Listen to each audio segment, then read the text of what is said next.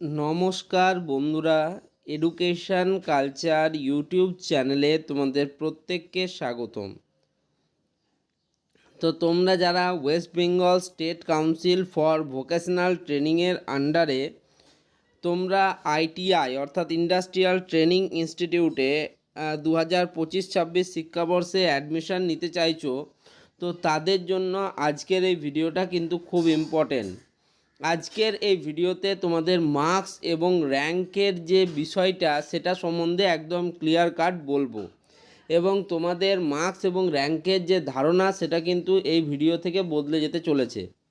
দেখো, তোমরা অনেকেই বারবার প্রশ্ন করো যে দাদা, আমাদের এই যে আইটিআই র্যাঙ্ক হয়, যেটা আগের বছর মোটামুটি তোমার 90,000 পর্যন্ত স্টুডেন্ট ফর্ম ফিল আপ করেছিল এবং তাদের র্যাঙ্কের মধ্যে এসেছিল, তো সেটা নিয়ে তোমরা বারংবার আমাকে প্রশ্ন করো যে দাদা, এই যে র্যাঙ্ক, সেই র্যাঙ্ক কিভাবে তৈরি হয়, ঠিক আছে, র্যাঙ্ক কার্ড কিভাবে পাবলিশ করা হয়।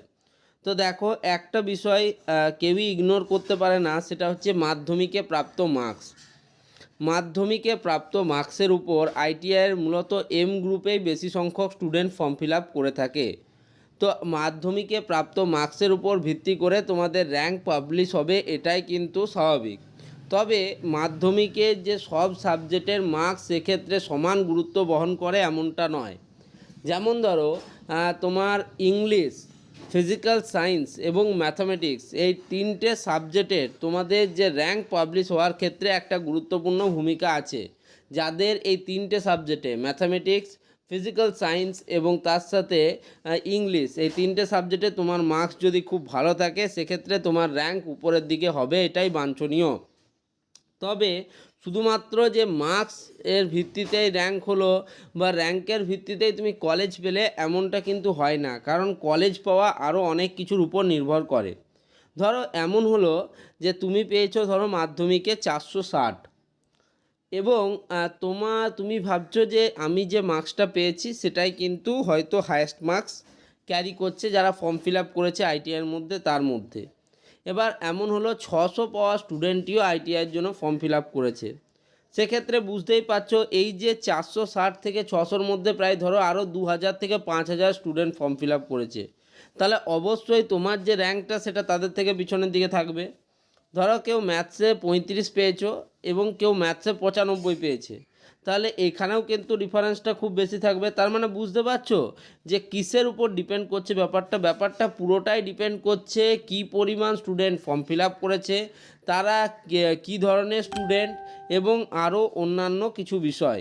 ওকে, তো এবার ব্যাপারটা হচ্ছে যে এই যে তোমার এই বিষয়গুলো নির্ভর করে, এই বিষয়গুলো সবাই জানতে চায় না বা মানতেও চায় না। তাদের খালি মনে করে যে প্রাপ্ত মার্কসের উপর ভিত্তি করেই সবটা হচ্ছে। তো দেখো, এখানে মার্কসের উপর নির্ভর করেও তোমাদের র্যাঙ্কের বিষয়টিও কিছুটা কিন্তু জানিয়ে দিয়েছে তোমাদের West Bengal council of vocational training. কি বলছে দেখো, candidates passed from any board where full marks and marks obtained are shown in the mark sheet is numerical, like madhyamik board examination, candidate with fill up full marks and marks obtained as shown in the mark sheet। Full marks কত এবং কত marks পেয়েছো সেটা তোমাকে সেখানে দিতে হবে, এবং তার সাথেই তোমাকে পার্সেন্টেজ দিতে হবে, ঠিক আছে।